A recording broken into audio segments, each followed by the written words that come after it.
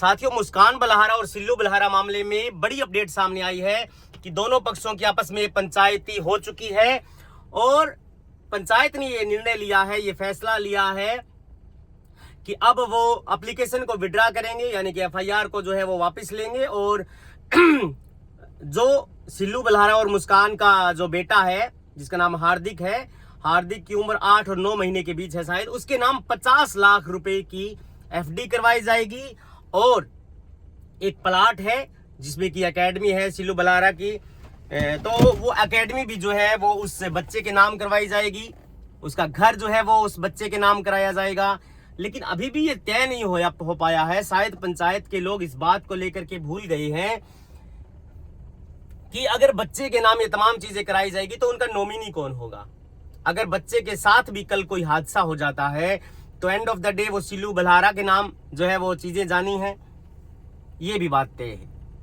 अगर आप नॉमिनी जो है वो उसको ऐसे उनके मुस्कान के घर वालों को बनाएंगे तो उससे ज्यादा ये बात रहेगी कि कोई भी उसको नुकसान नहीं पहुंचा पाएगा। इससे दो लाभ होगा, एक तो बच्चा सुरक्षित रहेगा और दूसरा जो है बच्चे की परवरिश अच्छी होगी और तीसरा जो है उनको पता चल जाएगा कि अगर कोई भी इसको नुकसान पहुंचाना चाहे तो कि जो है वो नॉमिनी जो है वो इसमें मुस्कान के घर वाले हैं। तो ये तमाम चीजें जो है वो सोचनी चाहिए थी पंचायत को। हो सकता है उन्होंने अपने स्तर पर ये बातें करी भी हो, लेकिन मैं कहना ये चाहता हूं कि अब सिर्फ एप्लीकेशन वापस लेने से कोई भी मुकदमा ऐसे रिजेक्शन में नहीं जाता, राजीनामा नहीं हो सकता। मैंने पहले भी बताया है, अगर फोरेंसिक जांच में कुछ ऐसी चीजें आती हैं, अगर वास्तव में इसमें कोई एक्यूज है और पुलिस मानती है कि कोई एक्यूज है इसमें, तो उसको गिरफ्तार किया जाएगा, क्योंकि एक ऐसा अपराध है जिसमें सजा जो है वो ज्यादा है। 10 साल या 10 साल से ज्यादा मामलों में, गंभीर प्रकृति के मामलों में ऐसा अपराध जो है वो सम्मिलित किया जाता है। और जो है वो इस प्रकार के मामलों में कोई भी व्यक्ति अगर इस दुनिया से रुखसत हो जाता है तो उसके परिवार वाले या पंच पंचायती करके आपस में राजीनामा नहीं कर सकती। हो सकता है कि कम नॉलेज जो रखते हैं, कम जो है वो कानून का ज्ञान रखते हैं, वो इस बात को लेकर के होंगे यार आप क्यों इसमें जो है वो बीच में पड़ रहे हो, क्योंकि दोनों परिवारों की राजीनामा जब हो चुका है तो आपको क्या चाहिए इससे। तो मैं कहना चाहता हूं एंड ऑफ द डे मुस्कान के साथ न्याय होना चाहिए। चलो दोनों परिवारों का तो आपस में राजीनामा हो गया, लेकिन क्या मुस्कान ये सोच करके मरी? क्या मुस्कान ने ये सोचा होगा कि उसके रुखसत होने के बाद ये प्रॉपर्टीज जो है वो मायने रखेंगी उसके बच्चे के लिए, या फिर उसको जो है वो जस्टिस मिलेगा? अगर वो अपने बच्चे को सिक्योर ही समझती तो वो इस दुनिया से रुखसत भी नहीं होती। कोई न कोई कारण रहा होगा, और जो भी कारण रहा है इसमें जो है वो या तो मुस्कान जानती है, या फिर ऊपर वाला जानता है, या फिर सिल्लू के परिवार वाले जानते हैं।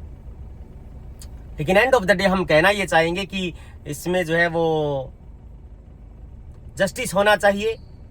किसी की प्रॉपर्टी मात्र नाम करा देने से, किसी के एफडी करा देने से किसी को जस्टिस नहीं मिलता। और जस्टिस इसलिए जरूरी है ताकि रिवेंज की भावना ना हो, ताकि आपस में लोग लड़ाई न लड़ें। तो इस बात को लेकर के मैं कहना यह चाहता हूं कि दोनों पक्षों का आपस में राजीनामा तो हो गया, लेकिन राजीनामा आपस में करने के बाद पुलिस का यह मानना है कि राजीनामा अगर पंचायत करे तो ये जरूरी नहीं कि पुलिस माने या ना माने।